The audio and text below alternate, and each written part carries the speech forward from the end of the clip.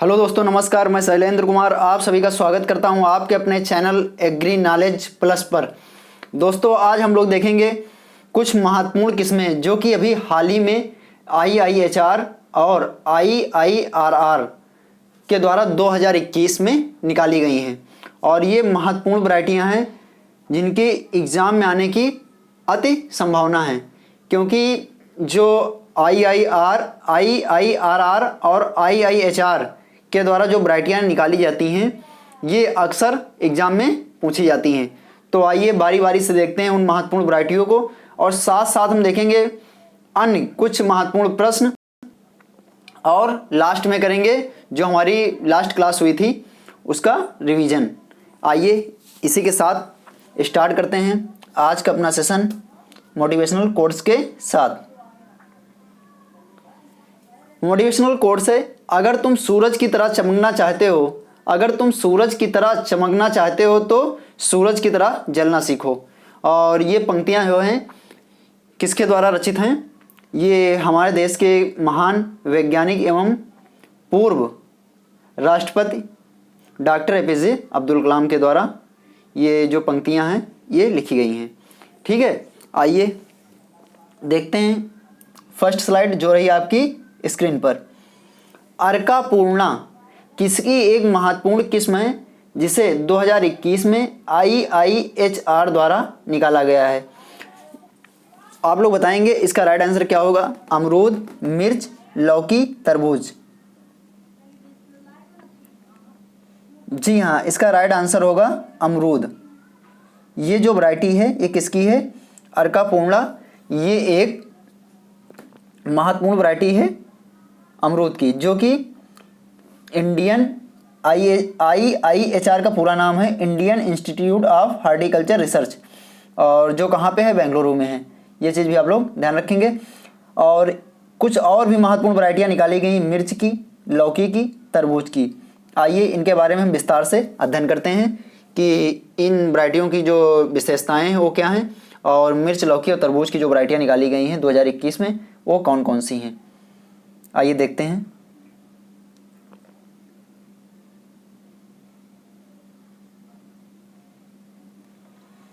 ये रही अमरूद की वैरायटी अर्का पूर्णा। ठीक है, और ये इसका पेड़ इधर इस साइड में दिखाया गया और इधर इसका फल दिखाया गया है। वैरायटी के बारे में यहाँ पे एक लाइन लिखी गई है, a new guava variety in white pulp segment. जो सिगमेंट की जो बात की गई वाइट पल्प सिगमेंट, ये जो गूदा है इसका इस तरह से स्पष्ट यहाँ पे आप लोग देख पा रहे होंगे। इसके सेगमेंट जो है खंड यहाँ पे आप लोगों को क्लियर स्पष्ट दिखाई दे रहे हैं। और गूदा कैसा है? गूदा इसका वाइट कलर का है। ठीक है, इसके जो सेगमेंट हैं वो ऐसे बने हुए हैं इस तरह से गूदे के। ठीक है, पूर्ण फल के नहीं हैं, गूदे के जो सेगमेंट हैं वो इस तरह से बने हुए हैं। क्या है ये? अ new guava variety in white pulp segment. ठीक है, ये अमरूद की एक नई किस्म है जो कि डिवाइड है, जिसका गूदा जो है वाइट कलर का है और इसके सेगमेंट जो हैं इस तरह से बने हुए हैं। और ये आप लोग यहाँ पे स्पष्ट रूप से देख पा रहे होंगे इस फल में। और इसका नाम क्या है? अर्का पूर्णा, और ये इसका पेड़ है। आइए इसके बारे में कुछ और भी महत्वपूर्ण चीज़ें जानते हैं। ये अर्का पूर्णा के बारे में कुछ डिटेल दी गई है, और नेक्स्ट स्क्रीन पर इसके बारे में हिंदी में भी दिया गया है, जिससे समझ में नहीं आता तो वहाँ से आप देख सकते हैं। This variety is developed from the progeny selection of the cross. किसका क्रॉस कराया गया है? इंपॉर्टेंट यही है, पर्पल लोकल। पर्पल लोकल का क्रॉस किससे कराया गया? ये इलाहाबाद सफ़ेदा से। पर्पल लोकल का क्रॉस किससे कराया गया है? इलाहाबाद सफ़ेदा से। और इसके बारे में कुछ महत्वपूर्ण चीज़ें हैं, जैसे इसके फल का साइज़ 200 से 230 ग्राम। फल का साइज़ कितना है? जो 200 से 230 ग्राम है। और with smooth and shiny pericarp. जो इसका पेरिकार्प है वो कैसा है? स्मूथ और चमकीला।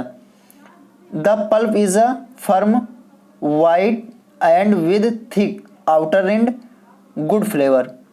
स्वाद में भी अच्छी है। TSS इसका 10 से 12 है। और एस्कॉर्बिक एसिड यानी कि विटामिन सी की बात की जाए तो इसमें कितनी है, 190 से 198 मिलीग्राम प्रति 100 ग्राम में है। यानी कि विटामिन सी भी इसमें काफ़ी मात्रा में, प्रचुर मात्रा में मौजूद है, 198 से 198 मिलीग्राम प्रति 100 ग्राम में। और यहाँ पे चीज़ें जैसे हैं, ठीक है, ये महत्वपूर्ण चीज़ें हैं जो कि आप लोग देख पा रहे होंगे। बाकी यहाँ पे लिखा गया है, आप लोग यहाँ पे स्पष्ट रूप से देख सकते हैं। और यहाँ पे हिंदी में भी दिया गया है। इस किस्म को cross purple local x Allahabad Safeda, यानी कि पर्पल लोकल और क्रॉस किसका कराया गया, इलाहाबाद सफ़ेदा की एक संतति से इसका मतलब विकास किया गया है, ठीक है। और यहाँ पे यहाँ के फल गोल मध्यम से बड़े आकार के 200 से 230 ग्राम के चिकने चमकदार पेरिकार्प के साथ होते हैं, ठीक है। गूदा सख्त है, सफ़ेद मोटी बाहरी छिलका है इसका, अच्छा स्वाद है। और TSS यहाँ से 10 से 12 दिया गया है। एस्कॉर्बिक एसिड यानी विटामिन सी की मात्रा ये कितनी है, ये 90 से 190, यहाँ पे गलत लिख गया है, 190 से 198 मिलीग्राम, कितना, 190 से 198 मिलीग्राम प्रति 100 ग्राम है। और मध्यम नरम बीज भी हैं, ठीक है, 10 से 12 किलोग्राम प्रति सेंटीमीटर स्क्वायर। और बात की जाए, ये यहाँ पे दिया गया, ये दोहरे उद्देश्य वाली किस्म है जो कि टेबल और प्रसंस्करण मतलब खाने और प्रोसेसिंग दोनों के लिए ये बहुत ही महत्वपूर्ण वैरायटी है। आइए आगे देखते हैं। तो महत्वपूर्ण यहाँ पे क्या है, नाम याद रखेंगे आप लोग, अर्का पूर्णा और किसके क्रॉस से निकली है, ये पर्पल लोकल और इलाहाबाद सफ़ेदा, ठीक है। ये दो चीज़ें बहुत ही महत्वपूर्ण है, ये चीज़ आप लोग ध्यान रखेंगे। आइए आगे बढ़ते हैं और नेक्स्ट देखते हैं।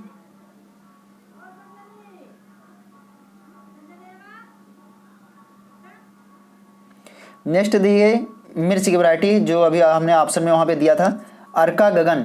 ये भी 2021 में निकाली गई वैरायटी है जो कि IIHR बेंगलुरु से निकली है। इसके बारे में देखते हैं। ये हाई यील्डिंग चिली है, मतलब उच्च पैदावार वाली, ठीक है, F1 हाइब्रिड और suitable for green chilli market plants medium tall और स्प्रेडिंग फ्रूट, ठीक है। और महत्वपूर्ण चीज़ें यहाँ पे जो दी गई हैं, green and turn red on maturity, मतलब पकने पर कैसी हो जाती है, रेड कलर की हो जाती है। और smooth turn slightly wrinkled on maturity, और पकने के बाद ये कैसी हो जाती है, झुर्रीदार। बीज जो इसका फल होता है उस पर रिंकल बन जाते हैं, यानी कि झुर्रीदार हो जाता है। Tolerant to chilli leaf curl, और किस रोग के प्रति, ये जो पत्तियों का लीफ कर्ल डिजीज़ जो है उसके प्रति ये प्रतिरोधी है, ये चीज़ भी इम्पोर्टेंट है। आइए हिंदी में भी देख लेते हैं, हिंदी में क्या दिया गया है इसके बारे में। यहाँ पे जो अगर वहाँ से नहीं समझ में आ रहा तो आप लोग यहाँ पे स्पष्ट रूप से देख पाएंगे क्या क्या दिया गया है। हरी मिर्च जो बाजार के लिए उपयुक्त उच्च उपज देने वाली क्या है, F1 हाइब्रिड है। और पौधे मध्यम लंबे फैलने वाले, फल एकांत में एकांतर क्रम में, ठीक है, 8 से 9 गुणे 1 से 1.1 सेंटीमीटर। अत्यधिक तीखी, यानी पंजेंसी जो है वो काफ़ी इसमें तीखापन जो होता है कैप्साइसिन के कारण होता है। और हरे परिपक्वता पर लाल हो जाते हैं, चिकनी मोड़ परिपक्वता पर थोड़ा झुर्रीदार फल जो होते हैं, जब पकते हैं पकने के बाद वो चिकने तो होते हैं लेकिन थोड़ा झुर्रीदार भी हो जाते हैं। सहनशील है, कर्नाटक के पूर्वी क्षेत्र के लिए अनुशंसित है। मिर्च ये जो है कर्नाटक के पूर्वी क्षेत्र के यानी शुष्क क्षेत्रों के लिए अनुशंसित है। और ये लीफ कर्ल वायरस के प्रति क्या है, प्रतिरोधी है। और उपज की बात करें तो 80 से 100 क्विंटल हरी मिर्च प्रति एकड़ उपज देने की क्षमता है इस वैरायटी में, अर्का गगन। और अभी इसके अर्का पूर्णा जो थी वो किसकी वैरायटी थी, अर्का पूर्णा अमरूद की है। और अर्का गगन जो है ये मिर्च की वैरायटी है, इसका नाम जरूर आप लोग ध्यान रखेंगे। आगे बढ़ते हैं और नेक्स्ट देखते हैं वैरायटी की, बॉटल गार्ड। बॉटल गार्ड की ये भी एक नई वैरायटी है जो कि IIHR से निकली है। और इसके बारे में कुछ चीज़ें यहाँ पे दी गई हैं, आप लोग देख लीजिए। F1 हाइब्रिड है, ठीक है। अर्का गंगा, क्या नाम है, अर्का गंगा। अर्का हम लोगों ने अभी क्या क्या पढ़ा है, अर्का पूर्णा। अर्का पूर्णा जो है अमरूद की वैरायटी है। और नेक्स्ट जो पढ़ी थी अर्का गगन, ये यहाँ पे अर्का गगन, अर्का गगन मिर्च की थी। और ये कौन सी है? अर्का गंगा, अर्का पूर्णा अमरूद, अर्का गगन मिर्च और अर्का गंगा ये लौकी की वैरायटी है, जो कि कहाँ से निकाली गई है? IIHR से निकाली गई है। ये चीज़ आप लोग ध्यान रखेंगे। और यहाँ पे हम देखते हैं इसके बारे में कुछ चीज़ें दी गई हैं इंपॉर्टेंट।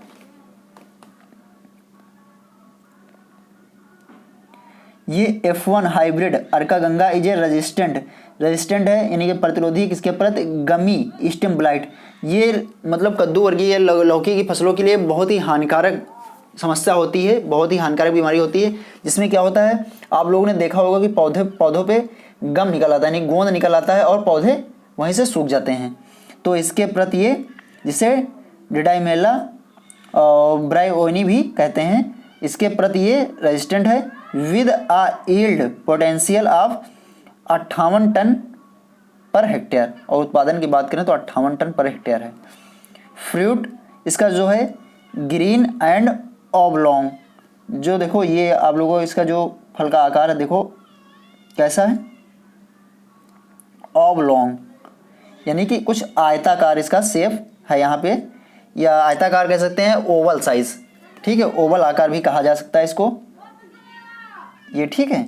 यहाँ पे आप लोग देख सकते हैं। This hybrid will be ready for first picking by 56 days after planting. और इसकी जो पहली तुड़ाई होती है फलों की, वो कितने दिन बाद होती है? 56 दिन बाद। बुआई के कितने दिन बाद? 56 दिन बाद, यानी कि प्लांटिंग के बाद। प्लांटिंग के कितने दिन? 56 दिन बाद। It is open pollinated variety.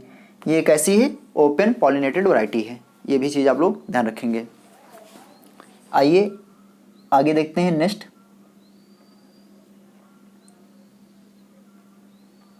Watermelon variety Arka Shyama.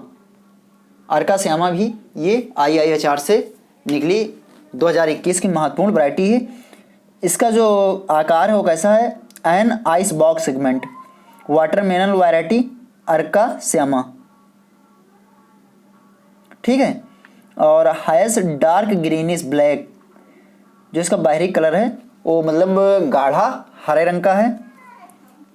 और ओवल्यूम, यानी कि इसका भी फलों का जो आकार है वो आयताकार है, आयताकार, ठीक है, फ्रूट शेप। और अर्ली 65 से 70 डेज टू हार्वेस्ट। कितने दिन में हार्वेस्टिंग में तैयार हो जाए? 65 से 70 दिन। Processing dark and red coloured, crispy, sweet and TSS इसका है 12%, फ्लैसी, ठीक है। इसका गूदा TSS जो है 12% है। गूदा कैसा है? स्वीट है, क्रिस्पी है, कुरकुरा है, यानी कि, और रेड कलर का है, डार्क रेड कलर का, ठीक है। ये चीज़ भी आप लोग ध्यान रखेंगे। अर्का श्यामा एक बार दोबारा हम रिवाइज करते हैं। अर्का वैरायटी जो है, अर्का पूर्णा किसकी वैरायटी है? लौकी की है। अर्का गगन मिर्च की है। अर्का श्यामा जो है वाटरमेलन की है। और इससे पहले कौन सी हम लोगों ने पढ़ी थी अभी? अर्का की एक महत्वपूर्ण वैरायटी अर्का गंगा, ये लौकी की एक महत्वपूर्ण वैरायटी है। तो इनके आप लोग नाम याद रखेंगे, क्योंकि एग्जाम में अक्सर इन वैरायटियों से प्रश्न पूछे जाते हैं, ठीक है। आइए आगे बढ़ते हैं और नेक्स्ट देखते हैं।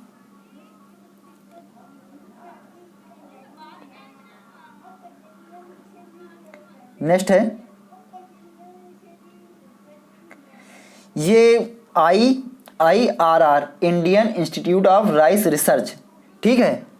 Indian institute of rice research से निकाली गई धान की 2021 की 4 महत्वपूर्ण वैरायटियाँ, जिसमें 3 का आप लोगों का इमेज दिखाया गया है। DRR धान 54, DRR धान 55, DRR धान 56, ठीक है। एक इमेज यहाँ पे नहीं लगा है। ये 3 धान हैं, और इसके अलावा एक और धान है DRR 53, उसका इमेज यहाँ पे नहीं है।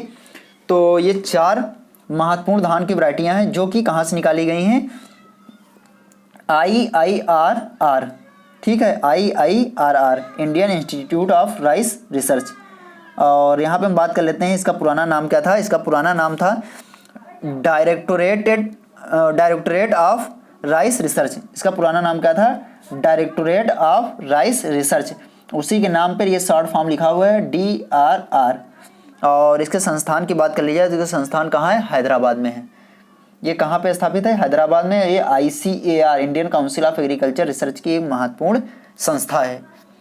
ठीक है, ये चीज़ भी आप लोग ध्यान रखेंगे। अभी हम ICAR के बारे में भी आप लोगों को बता देंगे और IIRR के बारे में भी कुछ चीज़ें आप लोगों को हम यहाँ पे क्लियर करेंगे। इससे निकली वैरायटियों के बारे में पहले बात कर लेते हैं। DRR धान 53, DRR धान 54, DRR धान 55 और DRR धान 56। इसकी जो वैरायटियाँ हैं, DRR धान 53 और 54, ठीक है, ये 54 यहाँ पे दी गई, 53 नहीं दी गई। ये जो वैरायटी है किसके प्रति प्रतिरोधी है?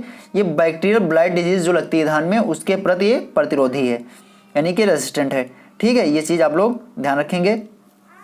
जैंथोमोनास ओराइजी, और जैंथोमोनास ओराइजी की भी 4 वैरायटियाँ हैं जिसके प्रति प्रतिरोधी है। उसका नाम भी आप लोग अगर नोट करना चाहें तो नोट कर सकते हैं। Xanthomonas oryzae 21, Xanthomonas oryzae 13, Xanthomonas oryzae 5 और जैंथोमोनास ओराइजी 38।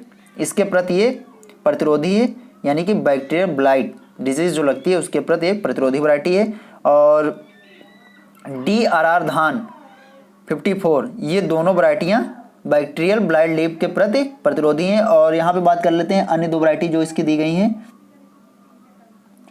DRR धान 55 और DRR धान 56, ये जो दोनों हैं ये वैरायटियाँ धान की जो शुष्क क्षेत्र जहाँ पे मतलब पानी मतलब कम उपलब्धता है उन क्षेत्रों के लिए महत्वपूर्ण वैरायटियाँ हैं। और ये वैरायटी जो हैं DRR धान 54, इसे IET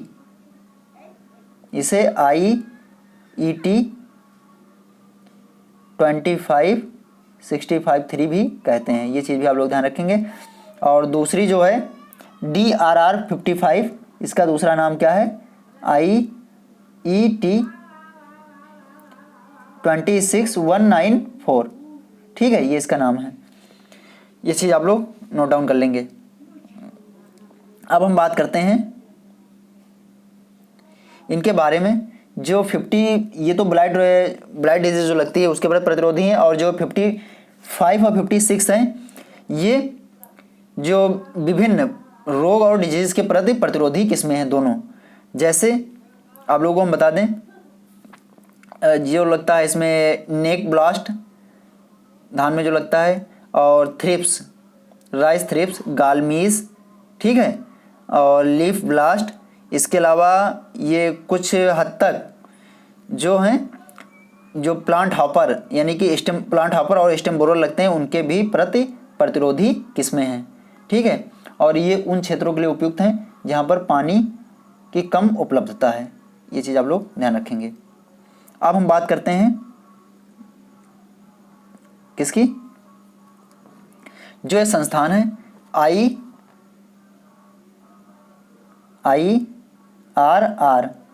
पहली बात, इसका पुराना नाम डायरेक्टरेट ऑफ राइस रिसर्च, जिसकी स्थापना कब की गई थी? 1965 में। ठीक है, और ये ICAR Indian council of agriculture research का एक महत्वपूर्ण संस्थान है। ये चीज़ ध्यान रखेंगे। और वर्तमान में इसके जो डायरेक्टर हैं IIRR के, इसके वर्तमान में डायरेक्टर डॉक्टर रमन मीनाक्षी सुंदरम हैं, RM सुंदरम, डॉक्टर रमन मीनाक्षी सुंदरम। ये चीज़ आप लोग ध्यान रखेंगे। ठीक है, इंपॉर्टेंट है, पूछा जा सकता है। अब बात करते हैं ICAR की, जो कि महत्वपूर्ण संस्थान है, Indian council of agriculture research. Indian council of agriculture research, इसकी स्थापना की पहले बात कर लेते हैं, क्योंकि यहाँ से प्रश्न अक्सर बनते हैं, तो इसलिए यहाँ पे हम लोग एक बार रिवाइज कर लेते हैं। ICAR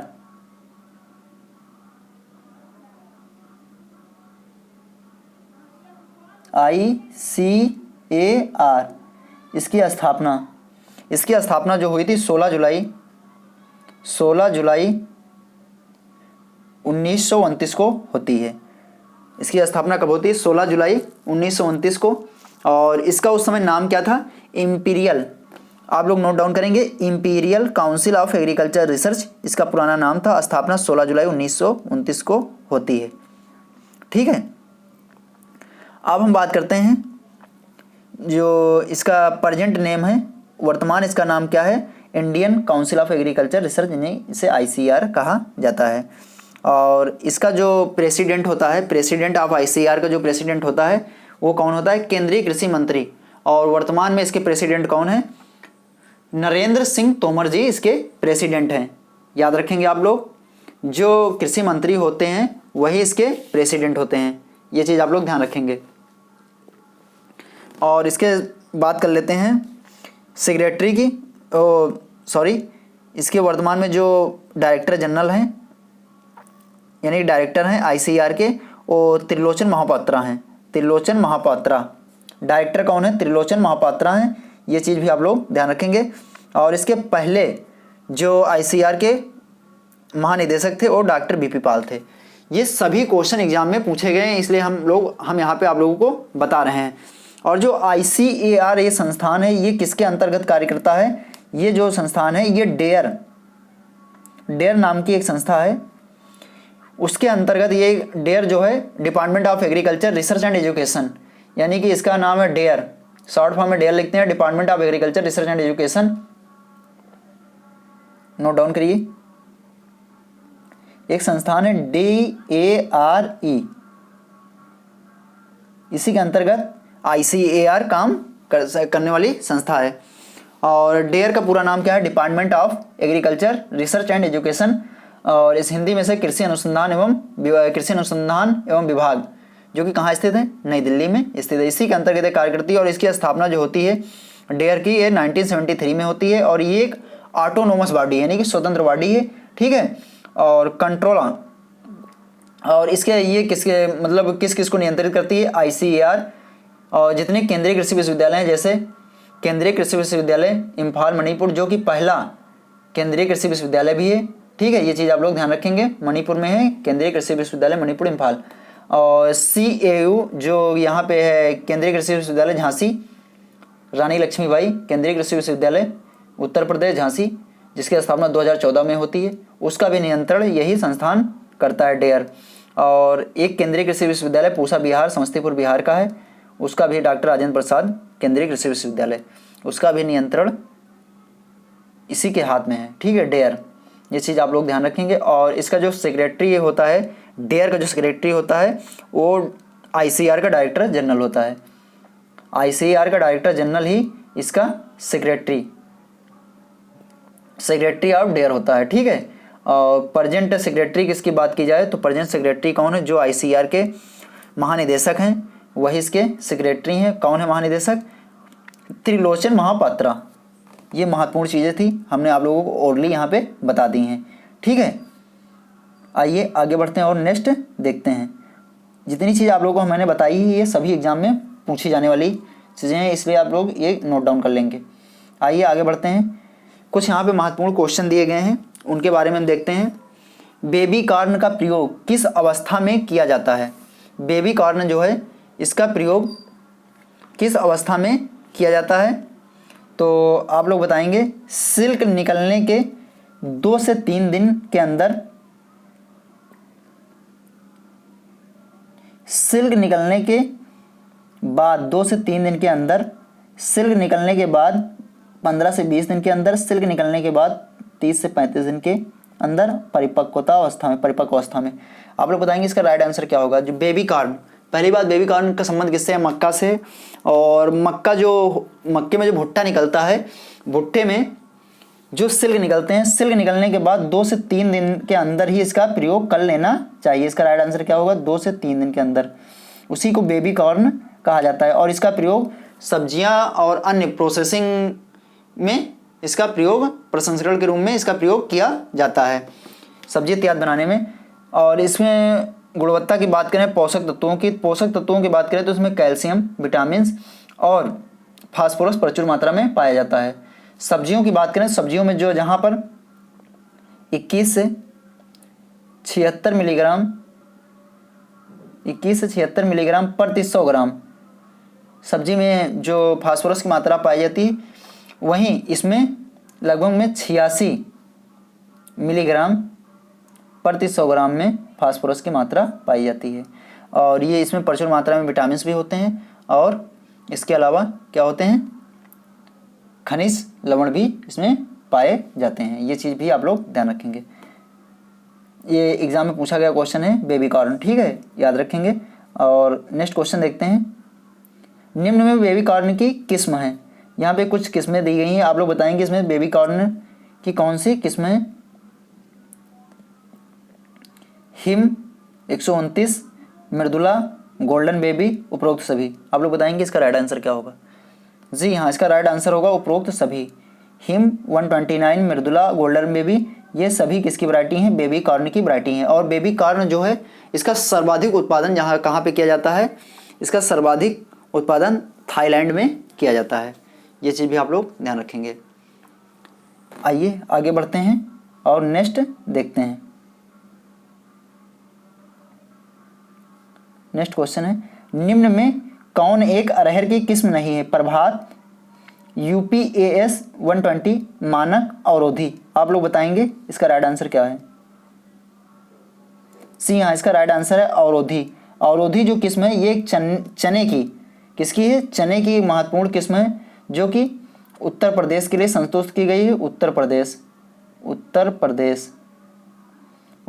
के लिए संस्तुत की गई है। और ये कहाँ से निकली है, कानपुर से। CSC जो चंद्रशेखर आज़ाद एग्रीकल्चर कृषि एवं प्रौद्योगिकी विश्वविद्यालय, वहीं से निकली वैरायटी है अवरोधी। चने की अवरोधी किस्म जो है उत्तर प्रदेश के लिए संस्तुत की गई है, ठीक है। ये चीज़ आप लोग ध्यान रखेंगे। प्रभात, उपास 120 और मानक, ये सभी किसकी वैरायटियाँ हैं, ये अरहर की महत्वपूर्ण वैरायटियाँ हैं।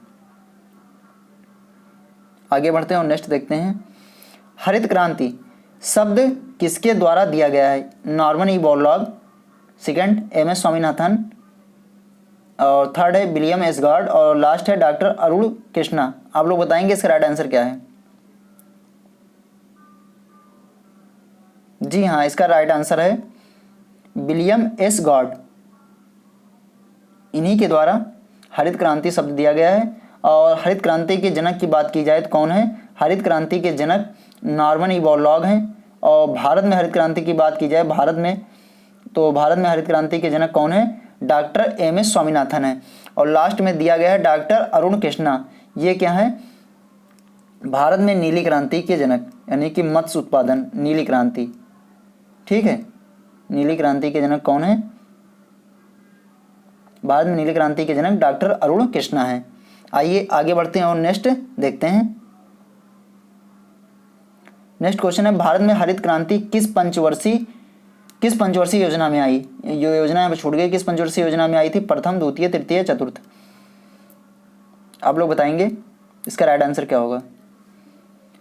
जी हाँ, इसका राइट आंसर होगा चतुर्थ। 1966 और 67 में हरित क्रांति की शुरुआत होती है, ठीक है। आगे बढ़ते हैं और नेक्स्ट देखते हैं। नाबार्ड बैंक की स्थापना किस समिति की सिफारिश पे की गई थी।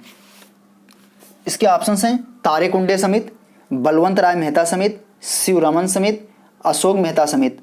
आप लोग बताएंगे इसका राइट आंसर क्या होगा। बहुत ही इंपॉर्टेंट क्वेश्चन है। चारों समितियां कई बार एग्जाम में पूछी गई हैं और यहाँ पे हम लोग बारी बारी से एक एक के बारे में जानेंगे। सबसे पहले जान लेते हैं इसका राइट आंसर। इसका जो राइट आंसर होगा, शिवरमन समिति। शिवरमन समिति की सिफारिश पे 12 जुलाई 1982 को नाबार्ड बैंक की स्थापना होती है। अब यहाँ पे हम बात करते हैं अन्य समितियां जो हैं। तारेकुंडे समिति, तारेकुंडे समिति जो थी ये निर्वाचन आयोग से संबंधित एक समिति थी और इसी ने सिफारिश की थी जो वोटर की आयु 21 वर्ष से 18 वर्ष करने की सिफारिश इसी समिति के द्वारा की गई थी। वो सत्र था 1974-75, ठीक है। 1974-75 में इस समिति के द्वारा, तारेकुंडे समिति के द्वारा ही जो निर्वाचन मतलब वोटर की आयु जो घटाकर कितने वर्ष करने की बात कही गई थी, 21 वर्ष से 18 वर्ष। और ये कब लागू हुआ था, 61वें संविधान संशोधन 61 अमेंडमेंट एक्ट 61वें संविधान संशोधन के द्वारा 1989 में जो था वो उम्र घटा के कितने 21 से 18 वर्ष कर दी गई थी। बलवंत राय मेहता समिति, ये तो बहुत ही इम्पोर्टेंट समिति है। त्रिस्तरीय जो पंचायती राज व्यवस्था थी, त्रिस्तरीय पंचायती राज व्यवस्था, त्रिस्तरीय पंचायती राज व्यवस्था की सिफारिश बलवंत राय मेहता के द्वारा की गई थी। और इस कमेटी का गठन कब होता है? 1956, ये भी पूछा गया है। 1956-57 में इसका गठन किया जाता है। यही एक समिति थी जिसने क्या किया था, स्थानीय स्तर पर लोकतांत्रिक विकेंद्रीकरण की बात कही थी। और जो पंचायती राज व्यवस्था थी ये कब लागू होती है? 2 अक्टूबर सन 1959 में, 2 अक्टूबर सन 1959 में पंडित जवाहरलाल नेहरू के द्वारा राजस्थान के नागौर जिले में इसकी शुरुआत की जाती है। ठीक है, राजस्थान के नागौर जिले से 2 अक्टूबर सन 1959 में पंचायती राज व्यवस्था की शुरुआत होती है।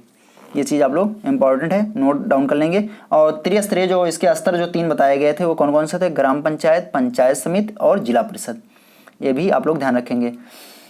और लास्ट में दी गई है शिवरामन समिति, हमने बता दी कि नाबार्ड बैंक की स्थापना। अशोक मेहता समिति की बात कर लेते हैं, तो इन्होंने जो सिफारिश की द्विस्तरीय जो पंचायती राज व्यवस्था की सिफारिश की थी। ठीक है, और इस कमेटी का गठन 1976 में किया गया था। आगे बढ़ते हैं और नेक्स्ट देखते हैं। प्रधानमंत्री फसल बीमा योजना की शुरुआत कब होती है? प्रधानमंत्री फसल बीमा योजना, प्रधानमंत्री फसल बीमा योजना की शुरुआत आप लोग बताएंगे 1 जुलाई 2015, 13 जनवरी 2016, 19 फरवरी 2015, 12 सितंबर 2019। जितनी डेटें यहाँ पे दी गई हैं सभी की सभी महत्वपूर्ण हैं। और इसका पहले आप लोग राइट आंसर बताइए, उसके बाद इसके सारे ऑप्शन जो दिए गए उनके बारे में बताएंगे। प्रधानमंत्री फसल बीमा योजना की शुरुआत आप लोग बताएंगे कब होती है?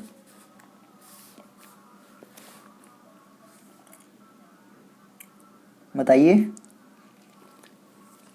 प्रधानमंत्री फसल बीमा योजना की शुरुआत कब होती है? इसका राइट आंसर है 13 जनवरी 2016। कब होती है? प्रधानमंत्री फसल बीमा योजना की शुरुआत 13 जनवरी 2016 को होती है। 1 जुलाई 2015 की बात करें तो 1 जुलाई 2015 को प्रधानमंत्री सिंचाई योजना, पर ड्रॉप मोर क्रॉप, प्रधानमंत्री सिंचाई योजना। ठीक है, प्रधानमंत्री सिंचाई योजना की शुरुआत 1 जुलाई 2015 को होती है। और 19 फरवरी 2015 को मृदा स्वास्थ्य कार्ड, सूरतगढ़ राजस्थान से मृदा स्वास्थ्य कार्ड योजना कब से प्रारंभ हुई? 19 फरवरी 2015। 12 सितंबर 2019 की बात करें तो प्रधानमंत्री सम्मान योजना, इसकी शुरुआत कब होती है? इसकी शुरुआत 12 सितंबर 2019 को होती है। ये भी इम्पॉर्टेंट है और आप लोग इसे नोट डाउन कर लेंगे। कहाँ से होती है इसकी शुरुआत? रांची झारखंड से इसकी शुरुआत होती है। इम्पॉर्टेंट है, कई बार परीक्षाओं में पूछा गया है और ये चीज़ आप लोग नोट डाउन कर लेंगे। इसके अलावा प्रधानमंत्री मानधन योजना, ठीक है, 12 सितंबर 2019 झारखंड रांची से इसकी शुरुआत होती है। और ये किससे रिलेटेड थी? मतलब ये पेंशन के कृषकों को पेंशन उपलब्ध कराने से संबंधित योजना थी। मतलब जो कृषकों को पेंशन, और इसके लिए जो आयु निर्धारित की गई थी वो 18 से 40 वर्ष। कितनी आयु निर्धारित की गई थी? 18 से 40 वर्ष। ठीक है, ये चीज़ भी आप लोग ध्यान रखेंगे। प्रधानमंत्री किसान मानधन योजना लिख लीजिए, प्रधानमंत्री किसान मानधन योजना, ठीक है। प्रधानमंत्री किसान मानधन योजना 12 सितंबर 2019 झारखंड रांची से स्टार्ट होती है और इसमें 3,000 रुपये, 60 वर्ष प्राप्त होने पर 3,000 रुपये मासिक पेंशन मिलेगी और इसके जो योजना के पात्र लोग के थे उनके जो एज निर्धारित की गई थी 18 से 40 वर्ष के किसानों के लिए ये निर्धारित की गई थी। ठीक है, आगे बढ़ते हैं और नेक्स्ट देखते हैं। यहाँ से रिवीजन है, जो हम लोगों ने लास्ट क्लास में कुछ चीज़ें देखी थी उनका फटाफट रिवीजन करते हैं मात्र 5 मिनट में। आइए, गाजर का लाल रंग किसके कारण होता है? गाजर का लाल रंग जो होता है वो एंथोसाइनिन के कारण होता है। किसके कारण होता है? एंथोसाइनिन। पीला रंग गाजर का कैरोटीन। टमाटर का लाल रंग लाइकोपिन। एलाइल प्रोपाइल डाइसल्फाइड, प्याज की जो इस गंध आती है वो किसके? Allyl propyl disulphide. नेक्स्ट, सब्जियों में कार्बोहाइड्रेट किस रूप में पाया जाता है? स्टार्च, शर्करा, अमीनो अम्ल, ए और बी दोनों। आप लोग बताएंगे इसका राइट आंसर क्या होगा? इसका राइट आंसर होगा ए और बी दोनों। स्टार्च और शर्करा दोनों रूप में सब्जियों में कार्बोहाइड्रेट पाया जाता है। नेक्स्ट, गाजर में कोर स्पॉट किसकी कमी से होता है? Calcium, magnesium, oxygen, boron. इसका राइट आंसर होगा कैल्शियम। क्या होगा? कैल्शियम। मैग्नीशियम मटर में मार्स रोग लगता है और इसके लिए ब्लैक हार्ट डिजीज़ जो आलू में लगती है ऑक्सीजन की कमी से, भंडारण में बोरान की कमी से फलों के फड़ने की समस्या है। निम्न में कौन सा तना का रूपांतरण है? आलू, अरबी, जिमीकंद, उपरोक्त सभी। इसका राइट आंसर क्या होगा? उपरोक्त सभी। नेक्स्ट, निम्न में किसमें ऑक्जेलिक अम्ल पाया जाता है? चना, मटर, हल्दी, आलू। बताइए, इसका राइट आंसर होगा चना। चने के पत्तियों में ऑक्जेलिक अम्ल प्रचुर मात्रा में पाया जाता है जिसके कारण ही होता है खटास होती है।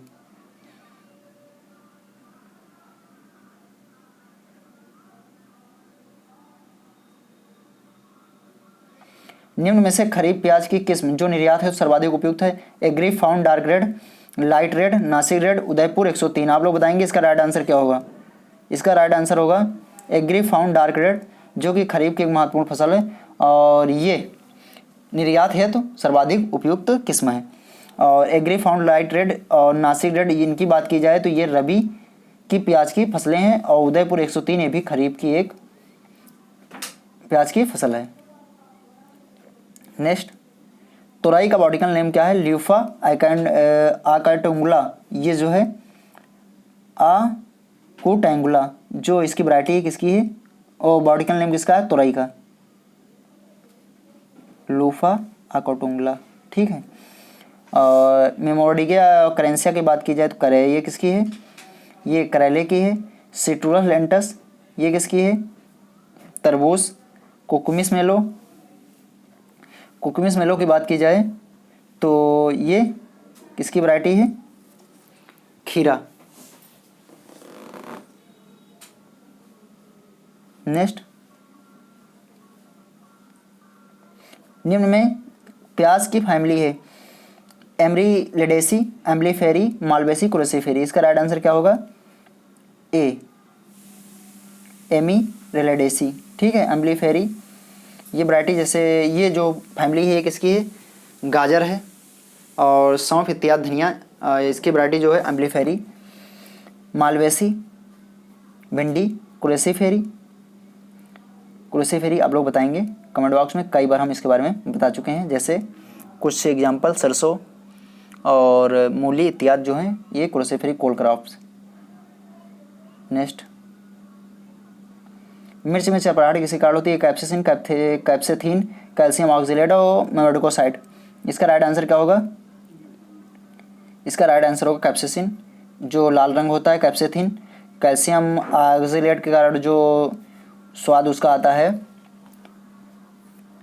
चुकंदर या सलजम का, और मेमेटिकोसाइड जो होता है मेमेटिकोसाइड के कारण क्या होती है? कड़वाहट होती है करेले में। नेक्स्ट, गरीब का संतरा किसे कहा जाता है? लाइको पार्सिकोना एस्कुलेंटम, रेफनस सटाइवम और सिट्रस लेंटस, सीडियम गवाजावा। इसका राइट आंसर आप लोग बताएंगे क्या होगा? इसका राइट आंसर होगा लाइको पार्सिकोना एस्कुलेंटम। ये टमाटर का बॉटिकल नेम है। ठीक है, टमाटर का। नेक्स्ट, निम्न में खरीफ प्याज है तो बीज दर क्या है? 10 से 12 किलोग्राम प्रति हेक्टेयर, 12 से 15 किलोग्राम प्रति हेक्टेयर, 8 से 10 किलोग्राम प्रति हेक्टेयर, 20 से 25 किलोग्राम प्रति हेक्टेयर। इसका राइट आंसर 12 से 15 किलोग्राम प्रति हेक्टेयर, 12 से 15। ठीक है। नेक्स्ट, अर्का अभिजीत किसकी किस्म? टमाटर, लोबिया, फ्रेंच बीन, चौलाई। आप लोग बताएंगे इसका राइट आंसर क्या होगा? इसका राइट आंसर होगा टमाटर। ये टमाटर की एक महत्वपूर्ण किस्म है जो कि IIHR से निकली है। फूल गोभी के व्यूटेल किस तत्व की कमी के लक्षण है? मॉलिब्डेनम, नाइट्रोजन, बोरान या पोटेशियम? इसका राइट आंसर होगा मॉलिब्डेनम। और नाइट्रोजन की कमी से बटनिंग डिजीज होती है फूल गोभी में, बोरान की कमी से ब्राउनिंग होती है। ठीक है, ये भी इंपॉर्टेंट है, ध्यान रखेंगे आप लोग। नेक्स्ट, भिंडी एबिस्कस एस्कुलेंटस का फल का प्रकार होता है लेग्यूम, लोमेंटम या कैप्सूल या पीपो? आप लोग बताएंगे इसका राइट आंसर क्या होगा?